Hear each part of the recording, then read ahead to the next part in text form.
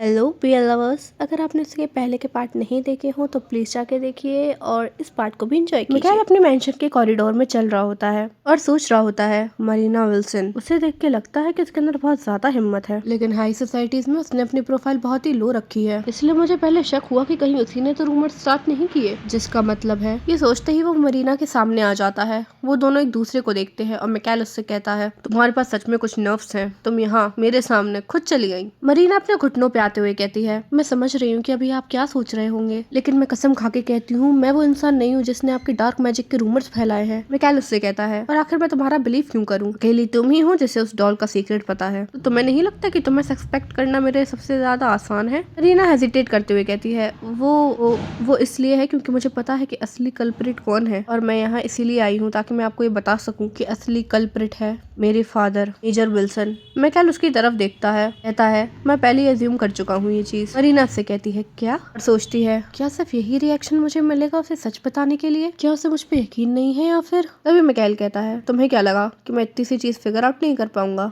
अगर सिर्फ यही बात तुम मुझे बताने आई हो तो मैं थोड़ा डिसअपॉइंट फील कर रहा हूँ। बट विल्सन ने हमेशा से कोशिश की है कि वो ऑल्ड ऑफ हाउस से अपना रिश्ता जोड़ ले। उसने मुझे तुमसे तक इंट्रोड्यूस करवा दिया, और यहाँ तक कि उसने हेजिटेट तक नहीं किया मुझे एक विजिट पे करने में, और फिर भी उसने अचानक से आना बंद कर दिया। और अब वो हाई सोसाइटीज में मेरे खिलाफ रूमर्स फैला रहा है हाउस ऑर्लॉप को अक्यूज करते हुए डार्क मैजिक के लिए। ये बहुत ऑब्वियस नहीं लगता कि वो हाउस ऑर्लॉप के खिलाफ हो चुका है? वो भी अचानक से। उसके अंदर इतनी हिम्मत नहीं है, इसके पास रीजन है ऐसा करने का, जो कि सिर्फ एक कनेक्शन छोड़ता है। कोई और उसके पीछे है जो उसे यूज करके मेरे खिलाफ रूमर्स फैला रहा है। मुझे बताओ, क्या मैं गलत कह रहा हूँ? ये सुन के मरीना डर जाती है और सोचती है, नहीं नहीं, उसे पहले से ही सब कुछ पता है। मुझे लगा था मैं अपनी इनोसेंस उसके सामने प्रूव कर सकती हूँ मेरे फादर का नाम लेके, लेकिन अब मैं उसकी साइड दिख रही हूँ और ऐसा लग रहा है कि मैं उनके अलोंग साइड ही मर जाऊंगी। नहीं, मैं इतनी जल्दी गिव अप नहीं कर सकती। कर लॉर्ड ऑर्लॉप ये सब फिगर आउट कर ही चुके हैं, तो मेरे पास बस अब एक ही रास्ता बचता है। पूरी लाइफ बस यही चाहती थी कि मैं अपने फादर की शैडो से भाग सकूं और उस इंसान के साथ रहूं जो मुझसे प्यार करता है जैसा मैं उससे प्यार करती हूँ, और मेरी माँ को उनके कन्फाइनमेंट से फ्री कर सकूं। तभी मिकाएल कहता है,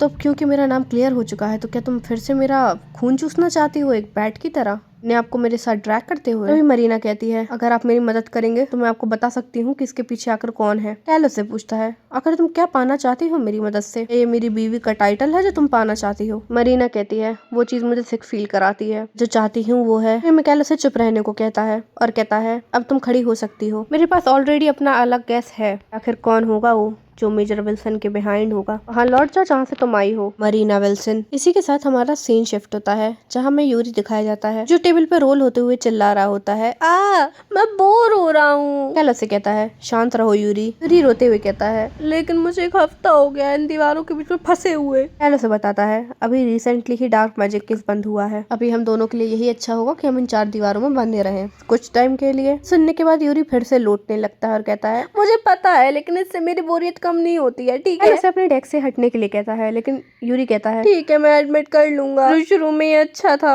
सिर्फ तुम्हारे साथ घूमना फिरना ये तभी बुरा नहीं था, लेकिन एक पूरे वीक के लिए इस कमरे में बंद रहना ये बहुत ज्यादा हो चुका है। अब मैं एक पूरा एक्सट्रोवर्ट हूँ, ऐसे नहीं होता है। मिकाएल हंसते हुए कहता है, मेरे साथ अकेले रहना इतना बुरा नहीं था, है ना? और वैसे भी मैं तुम्हारे साथ रह के बिल्कुल बोर नहीं हुआ हूँ, सिर्फ तुम्हें देखने से ही मेरा पूरा दिन आराम से कट जाता है। इसी के साथ मुझे टेंट्रम्स फील करने की कोई जरूरत नहीं पड़ती। यूरी उससे कहता है, कैसे? आखिर कैसे?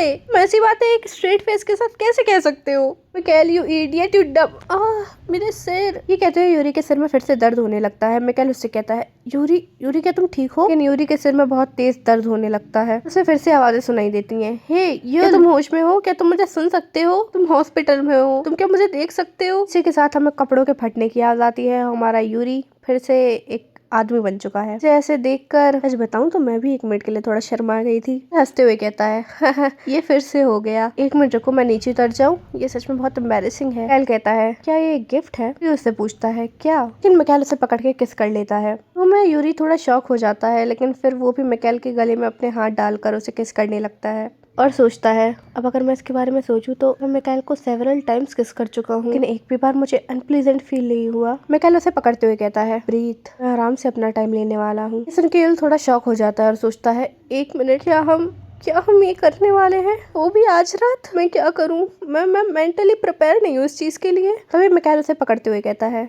Yuri, do you love me? ये सुन के यूरी उसे देखता है और मिकाएल कहता है, मुझे जवाब दो यूरी। यूरी, मैं लेकिन इससे पहले वो कुछ कह पाता यूरी से पकड़ के किस कर लेता है और उससे अलग होते हुए कहता है मुझे लगता है अगर हम थोड़ा और करेंगे तो शायद मुझे समझ आ जाएगा, शायद एक बार किस और करने से। ये सुन के मिकाएल अपने आप को रोक नहीं पाता और यूरी को किस करने लगता है और वहीं टेबल पे बैठा यूरी ये सोच रहा होता है मुझे पता है, मैं जानता हूँ मैं मिकाएल से प्यार करता हूँ। मुझे नहीं पता कब और कैसे ये शुरू हो गया, लेकिन मेरी फीलिंग्स उसके लिए बढ़ती चली गई जैसे स्नो धीरे धीरे पाइल अप होती है फ्लिक बाय फ्लिक। तभी मिकाएल कहता है मैं तुम्हारे मुझसे सुनना चाहता हूँ यूरी, तुम मुझसे प्यार करते हो? यूरी कहता है हाँ Mikael, I love you Mikael. सुन के मिकाएल थोड़ा हेजिटेट करता है और कहता है ये शब्द। इसके बाद वो कुछ कह ही नहीं पाता। उसे ऐसे देख के यूरी कहता है क्या मैंने तुम्हें अभी बताया कि मैं तुम्हारे बारे में कैसा फील करता हूँ और तुम कुछ कहने भी नहीं वाले? क्या तुम मुझे सुन सकते हो? मिकाएल दूसरी तरफ देखते हुए कहता है मैं सुन सकता हूँ, लेकिन मुझे बस ये डर है कि कहीं एक सपना ना हो कि मेरे लिए एक सपने से कम नहीं है। अगर मैंने तुमसे कुछ ऐसा कहा जो अननेसेसरी हुआ और मैं उठ गया तो? ये सुन के यूरी हंसने लगता है।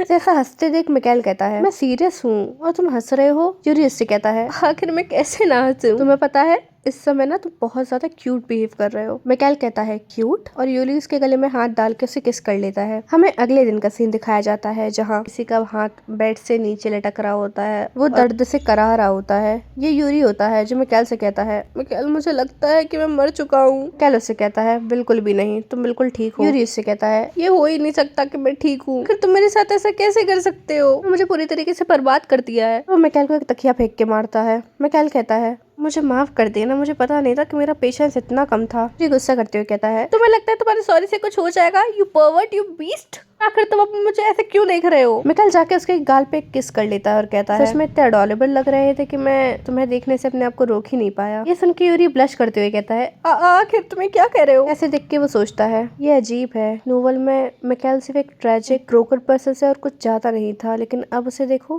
कितना हंस रहा है। मुझे पता ही नहीं था कि उसकी ये भी साइड है, एक ऐसी साइड जो बस वो मुझे दिखा रहा है, उसके लवर को और किसी को नहीं। मिकाएल उसे कहता है लेकिन फिर भी पिछली रात से तुम अब ज्यादा अच्छे लग रहे हो। ये थोड़ा रिलीफ की बात है। कोई गेट पे नॉक करते हुए कहता है योर ग्रेस, मैं लेवी हूँ। हिज मैजेस्टी कह रहे हैं कि अब वो और वेट नहीं कर सकते और वो एक एक्स लेके आ गए हैं। मिकाएल कहता है अब उसने इतना इंतजार कर ही लिया तो उससे कहो कि थोड़ा और कर ले। वहीं दूसरी तरफ एम्परर गुस्से में कहते हैं मिकाएल मैं बस 10 तक गिनूंगा, अगर तुम बाहर आ सकते हो तो आ जाओ। सच में तुम एक अकेले इंसान हो जो एक एम्परर को 4 घंटे वेट करा सकता है। ये सुन के यूरी शॉक हो जाता है और कहता है तुमने एम्परर को 4 घंटे वेट कराया है? कैल कहता है तुम सो रहे थे, मैं तुम्हें कैसे छोड़ के जाता? यूरी कहता है फिर भी तुमने एक एम्परर को वेट कैसे कराया? मिकाएल कहता है हाँ मैंने करा दिया। उसे लात मार के कमरे से बाहर निकाल देता है। मिकाएल खड़े होते हुए लेवी से कहता है तुम अब जा सकते हो। तो एंड्रयू आखिर क्या बात है, इतनी सुबह सुबह आने का कारण क्या है? फिर उसे देखते हुए कहते हैं यू बास्टर्ड, मैं अपनी बात साफ साफ कहना चाहता हूँ, अब सुबह नहीं रही, नून हो चुकी है। मिकाएल कहता है यूरी अभी उठा है इसलिए उसके लिए मॉर्निंग ही है। लेकिन तभी मिकाएल एम्परर को देखता है और इशारों इशारों में कुछ बातें होती हैं और एम्परर कहते हैं मैं यूरी के बारे में बात करने आया हूँ। दूसरी तरफ यूरी हमारा कमरे में लकी के साथ खेल रहा होता है। मिकाएल उनसे कहता है ठीक है बताओ मुझे क्या बात है। एम्परर से पूछते हैं जब यूरी इंसान बनता है तो क्या उसके साथ कुछ अनयूजुअल होता है, मतलब कि कुछ देखना या कुछ सुनना? ये सुन के मिकाएल टेंशन में आ जाता है। उसे ऐसे देख के एंड्रयू कहता है मुझे लगता है ऐसा है। मिकाएल आखिर ये तुम्हारे लिए इतना जरूरी क्यों है? जब भी यूरी के साथ कुछ भी होता है ये पहली बार है जब मैंने तुम्हें इतना अनसेटल देखा है। मिकाएल कहता है मेरे बारे में छोड़ो, तो मुझे यूरी के बारे में और बताओ। एम्परर कहते हैं यूरी एक अनस्टेबल स्टेट में है, उसकी सोल एक दूसरे डायमेंशन में है और उसकी बॉडी दूसरे, इस वजह से उसका सिर्फ एक पीस यहाँ पर है। मिकाएल उससे परेशान होते हुए कहता है आखिर तुम्हारा मतलब क्या है? एम्परर कहते हैं उसकी सोल जिसे पूरा होना चाहिए था वो फ्रेगमेंटेड हो चुकी है। ये सुन के मिकाएल शॉक हो जाता है और कहता है क्या? तो अब क्या होने वाला है? आखिर क्या होता है अगर एक सोल फ्रेगमेंटेड हो जाए? मुझे बताओ एंड्रयू। एंड्रयू कहता है जितनी ज्यादा देर तक एक स्पिरिट स्प्लिट होके रहती है उतना ही ज्यादा ये अनस्टेबल होती जाती है। धीरे धीरे वो सोल जो इस दुनिया और उस दुनिया के बीच में है वो अलग होती जाती है। जिस मोमेंट पे उसकी सोल उस डायमेंशन में एग्जिस्ट करना बंद कर देगी वो दोनों ही जगह से गायब हो जाएगी। मिकाएल उससे कहता है नहीं ऐसा नहीं हो सकता है ना? एंड्रयू उससे कहता है यही होने वाला है मिकाएल, वो मर जाएगा उस पॉइंट पर। वहीं दूसरी तरफ यूरी बात ले रहा होता है और सोचता है ये कितना अच्छा लग रहा है। कमर में दर्द होता है और वो कहता है मैं मिकाएल को इससे बचने नहीं देने वाला। मेरी बैक ऐसा लग रहा है कि ये स्प्लिट हो जाएगी 2 टुकड़ों में और मुझे हर जगह ब्लैक और ब्लू मार्क्स आ चुके हैं। मैं ऐसे दिखकर बाहर नहीं जा सकता। वो सच में एक क्रेजी लूनी एक्ट है। लेकिन तभी से मिकाएल का पिछली रात का फेस याद आता है। ब्लश करते हुए सोचता है अब अगर मुझे ये याद आ रहा है तो लास्ट नाइट जो चीजें हुई है, Mikael you idiot you fool, वो मेरा पहली बार था, आखिर वो मेरे साथ ऐसे कैसे कर सकता है। मिकाएल चिल्लाते हुए आता है, यूरी यूरी आखिर तुम कहाँ हो। यूरी उठते हुए कहता है, मिकाएल मैं बाथरूम में हूँ, क्या कुछ हुआ है। मिकाएल बिना कुछ कहे यूरी को हक कर लेता है। यूरी उससे कहता है, मिकाएल आखिर आखिर क्या हुआ है, आखिर ये तुम क्या कर रहे हो, क्या कुछ हुआ है। मिकाएल यूरी के कंधे पे सिर रखते हुए कहता है, प्लीज अभी हिलो मत, मुझे ऐसे ही रहने दो, थोड़ी देर ऐसे ही रहो, मुझे बस यही चाहिए फिलहाल के लिए। मिकाएल को ऐसे देख के यूरी सोचता है, आखिर ऐसे हुआ क्या है। मिकाएल पता नहीं क्यों लेकिन बहुत एंशियस फील कर रहा है, फिर एंड्रयू ने उससे क्या कहा है। यही सोचते हुए यूरी कहता है, क्या एंड्रयू ने तुमसे ये कहा है कि वो तुम्हारे साथ टाइस कट करना चाहता है। मिकाएल कहता है, नहीं। यूरी कहता है, तो क्या एम्पायर में कुछ गलत हुआ है। मिकाएल कहता है, वो भी कुछ मैटर नहीं करता। यूरी इससे आगे कुछ कहता। मिकाएल कहता है, यूरी अगर तुम्हें सब कुछ गिव अप करना पड़े तो क्या तुम करोगे। ये सुन के यूरी कहता है, क्या। तभी हमें थोड़ी देर पहले का सीन दिखाया जाता है जब मिकाएल कहता है, नहीं डैम इट नहीं, मैं ये अलाउ नहीं कर सकता एंड्रयू। क्या और कोई रास्ता नहीं है। एंड्रयू जवाब दो मुझे। एंड्रयू कहता है, तुम कम्प्लीटली बिना होप के नहीं हो मिकाएल, मैं इसके आउटकम के बारे में नहीं कह सकता लेकिन सिर्फ एक रास्ता है, यूरी को अपने ओरिजिनल वर्ल्ड में लौटना होगा सबसे पहले, सिर्फ तभी हम उसकी डिवाइडेड सोल को पूरा कर पाएंगे। एल उससे कहता है, तो तुम्हारे कहने का मतलब है उसे लौटना होगा, सिर्फ वहाँ उसकी सोल पूरी हो सकती है, फिर क्या। एंड्रयू कहता है, जब उसकी सोल रीयूनाइटेड हो जाएगी यूरी को खुद को परफॉर्म करना पड़ेगा एक रिचुअल, ताकि वो अपनी ओरिजिनल वर्ल्ड को अबैंडन कर सके। मिकाएल उससे पूछता है, और उसकी वहाँ की बॉडी का क्या। एंड्रयू बताता है, वो वहाँ पे वैनिश हो जाएगी, जैसे वो कभी वहाँ पे एग्जिस्ट करती ही नहीं थी। मिकाएल सोचता है, उसे अपनी ओरिजिनल वर्ल्ड अबैंडन करनी पड़ेगी, वो भी खुद। वैसे रात की बात याद आती है जहाँ यूरी कहता है, मिकाएल गैस करो, जहाँ से मैं आता हूँ वहाँ पे ज्यादा स्टार्स नहीं दिखते, लेकिन वहाँ पे रातें बहुत ब्राइट होती हैं। हाँ ये उतना खूबसूरत नहीं है जितना यहाँ की स्टार लाइट है, लेकिन वहाँ के व्यू का अलग ही एक चार्म है। ये बातें याद करके मिकाएल को समझ आता है कि वो अभी भी अपने वर्ल्ड को लॉन्ग करता है, और वो ये सोच के डर जाता है कि अगर यूरी वहाँ पे चला गया और कभी वापस नहीं आया तो। यहाँ प्रेजेंट टाइम में यूरी उससे कहता है, आखिर तुम्हारा क्या मतलब है हर चीज पे गिव अप करने से। मिकाएल कहता है, नहीं कुछ नहीं, छोड़ो। यूरी चिल्लाते हुए कहता है, तुम झूठ बोल रहे हो, फिर बिना किसी बात के तुम ऐसा कैसे कह सकते हो, कुछ ना कुछ चल रहा है ना। क्या मतलब था तुम्हारा गिव अप करने से, आखिर तुम ऐसा कैसे कह सकते हो। अगर मैंने गिव अप नहीं किया तो क्या ये दुनिया खत्म हो जाएगी या कोई मर जाएगा। मिकाएल उससे कहता है, हाँ तुम्हारी सोल 2 वर्ल्ड्स में डिवाइड हो चुकी है, जिसका मतलब है कि वो कभी भी वैनिश हो सकती है। ये सुन के यूरी कहता है, तुम्हारे कहने का मतलब है, और सोचता है, अगर अब इसके बारे में ध्यान से सोचूं तो जब भी मैं अपनी शेप शिफ्ट करता हूँ डॉल से ह्यूमन बनने के लिए तो मुझे ग्लिम्स दिखते हैं रियल वर्ल्ड के। तो क्या इसका मतलब है ये सब इसलिए हो रहा है क्योंकि मेरी सोल स्प्लिट हो चुकी है, मेरी सोल वैनिश हो जाएगी। वो घबराते हुए कहता है, तो मुझे क्या करना चाहिए। मिकाएल उसे बताता है, सरवाइव करने के लिए तुम्हें रियूनाइट होना पड़ेगा अपनी स्प्लिट सोल के साथ। यूरी उससे कहता है, देखा रास्ता है तो हम ये कर क्यों नहीं सकते, क्या तुम्हें रास्ता नहीं पता कि इसे कैसे करना है। तभी हमें एम्परर दिखाए जाते हैं जो कहते हैं, मैंने याद कर लिया है कि उस रिचुअल को कैसे परफॉर्म करना है, भी तुम रेडी हो मुझे बता देना, मैं तुम्हें बता दूंगा, लेकिन ज्यादा इंतजार मत करना क्योंकि इससे यूरी की जान ही खतरे में पड़ेगी। नहीं प्रेजेंट टाइम में मिकाएल कहता है, नहीं मुझे नहीं पता, मैं अभी तक उस मेथड को ढूंढ नहीं पाया हूँ। यूल अपने कपड़े को पकड़ते हुए कहता है, तो हम ऐसे ढूंढ लेंगे, क्या चिंता वाली बात है, तुम और एम्परर एंड्रयू मेरी मदद करेंगे इसको ढूंढने में, है ना। मिकाएल डरते हुए कहता है, हाँ। मिकाएल को ऐसे देख के यूल सोचता है, आखिर मिकाएल इतना अनसेटल्ड क्यों फील कर रहा है, फिर वो ऐसा क्यों दिख रहा है मुझे, और कहता है, क्या तुम मुझसे कुछ छुपा रहे हो। मिकाएल उसे मना कर देता है, लेकिन यूरी कहता है, तुम मुझसे झूठ नहीं बोल रहे है ना, और मिकाएल फिर से मना कर देता है। यूरी उसे डराते हुए कहता है, अगर तुम मुझसे झूठ बोल रहे हो ना तो मैं यहाँ से भाग जाऊंगा। सुन के मिकाएल शॉक हो जाता है और कहता है, क्या। यूरी कहता है, हाँ मेरा मतलब है कि मैं अनऑथराइज्ड वॉक पे चला जाऊंगा। जिसे सुन के फिर से मिकाएल कहता है, एक अनऑथराइज्ड वॉक पर। यूल चिल्लाते हुए कहता है, ऐसा नहीं है कि मैं यहाँ से भागने का कह रहा हूँ, और वैसे भी ऐसा मैं तभी करूंगा जब तुम मुझसे झूठ बोल रहे होगे। मिकाएल तुम मुझसे कुछ छुपा नहीं रहे ना। मिकाएल उसे ना कहता है और यूरी कहता है, ठीक है तो फिर ये मैटर ही नहीं करता, समझे, सब कुछ ठीक है, अब ऐसा स्कैरी फेस मत बनाओ मेरे सामने, अगर तुम झूठ भी बोल रहे होगे ना तो भी मैं तुम्हें बता के ही भागूंगा कि मैं कहाँ भाग रहा हूँ। मिकाएल उससे कहता है, लेकिन ये काफी नहीं है, मैं मुझे बताना होगा कि तुम कब भागोगे, कैसे भागोगे, और तुम वहाँ कब पहुंचोगे, तुम वापस कब आओगे। ये सुन के यूरी कहता है आखिर किस टाइप का स्केप प्लान है ये। भागने का प्लान तभी काम करता है जब सामने वाले को ये ना पता हो कि मैं कहाँ भाग रहा हूँ या फिर मैं कब वापस आऊंगा। भागने का मतलब ही ये होता है कि तुम मेरा इंतजार करो कि मैं कल आऊंगा या परसों, और मेरा इंतजार करते रहो। अगर तुम्हें पता हो जाएगा कि मैं कब आऊंगा तो तुम क्यों करोगे वो सब। मिकाएल उससे कहता है, लेकिन मैं फिर भी करूंगा यूरी, अगर तुम बिल्कुल मेरे बगल में भी होगे ना तब भी मैं तुम्हें याद करूंगा, हर सेकंड हर मिनट। यूरी मिकाएल को गले लगाते हुए कहता है, अच्छा कोई बात नहीं, अब डरो मत मिकाएल, हम मिलके कोई रास्ता ढूंढेंगे। अभी हमारा सीन शिफ्ट होता है और हमें कुछ मिनटों बाद का सीन दिखाया जाता है जहाँ यूरी और लकी खेल रहे होते हैं। फिल कहता है, लकी तुम दिन ब दिन बहुत ज्यादा फास्ट होते जा रहे हो, अगर ऐसा ही रहा तो तुम फास्टेस्ट हंटर बन जाओगे। लकी भी खुश होता है। उन्हें ऐसे देख के मिकाएल सोचता है कि सच में कितना पीसफुल है। मुझे पता है मैंने उससे झूठ बोला है, लेकिन ये सिर्फ इसलिए ताकि मैं अपने डिसीजन में डिले कर सकूं। अगर यूरी अपने वर्ल्ड में वापस गया तो क्या वो यहाँ पे वापस आएगा?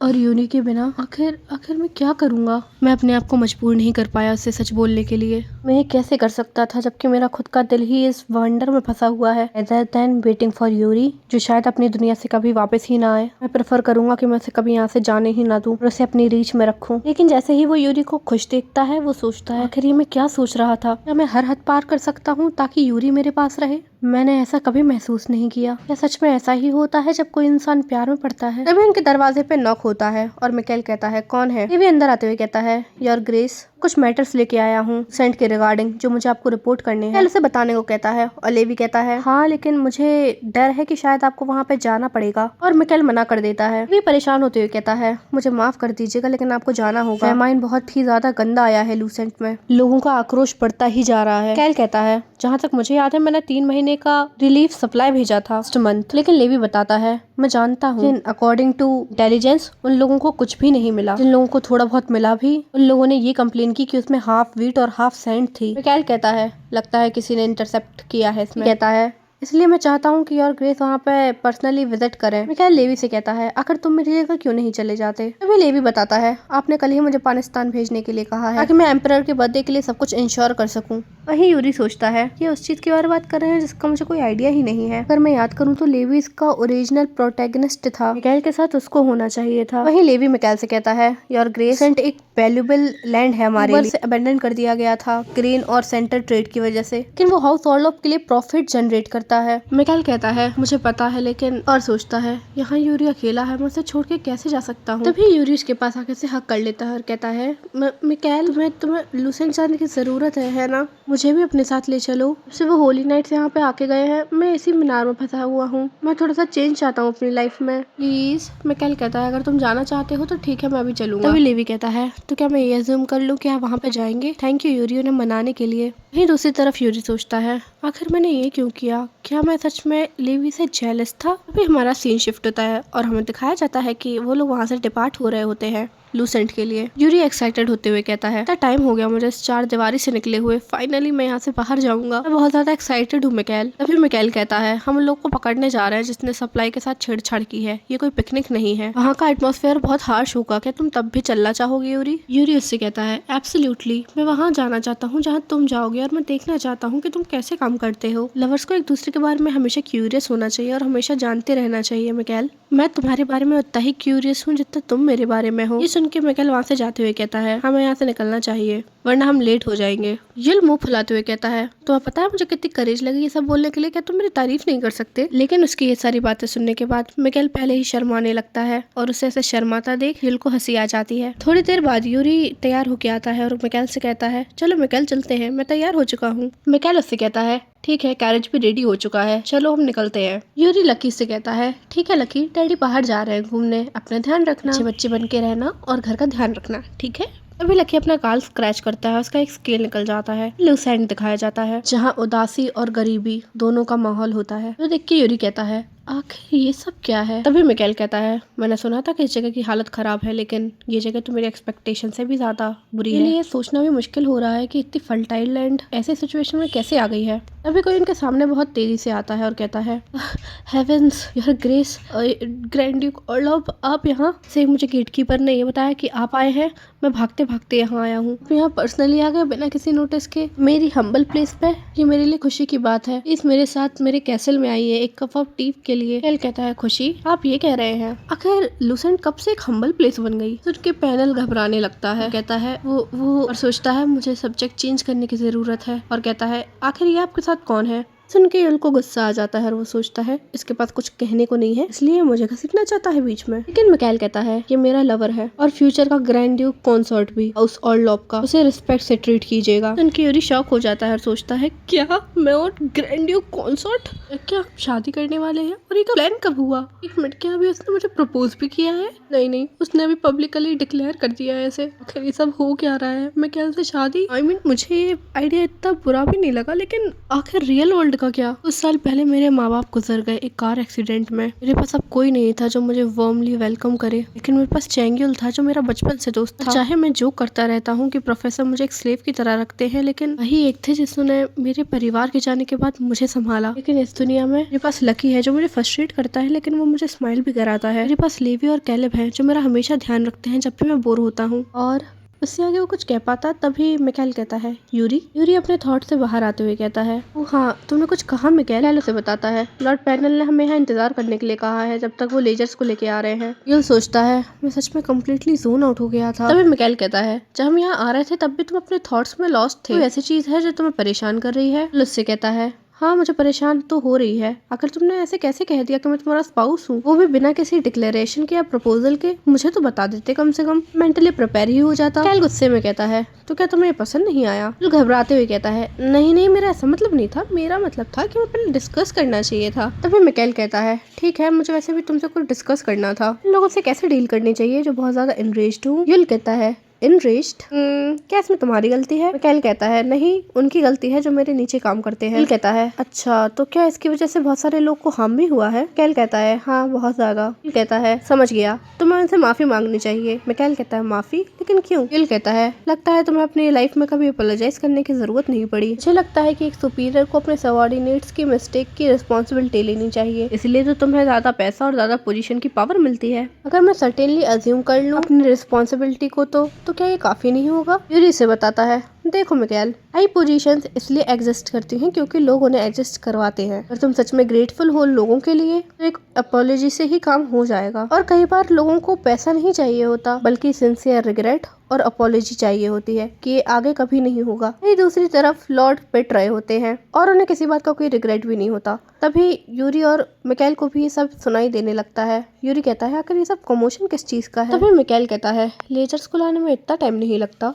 और वो अभी आया है वापस, जरूर कुछ ना कुछ छुपा रहा है ये हमसे। अभी गेट से बहुत सारे लोग अंदर आते हैं और कहते हैं योर ग्रेस, हम इस पेनियल को ले आए हैं, ये यहाँ से भागने की कोशिश कर रहा था। वहीं पेनियल कहता है आखिर तुम्हारी हिम्मत कैसे हुई एक नोबल को हाथ लगाने की? ग्रैंड किसे टॉलरेट नहीं करेंगे। इन सब लोगों ने एक नोबल की इंसल्ट की है सर, प्लीज इन सबको 10 सेंटेंस दीजिए। योर ग्रेस, क्या लगता है आप लोगों को आखिर पेनियल के साथ क्या होगा? मिकाएल आखिर क्या रिस्पॉन्सिबिलिटी लेगा और वो क्या करेगा उसके साथ? ये तो हमें अगले पार्ट में पता चलेगा। एंड हमारे नए मांगा की भी एक शुरुआत होने वाली है, तो प्लीज़ आप उसके लिए तैयार रहिएगा। Bye bye.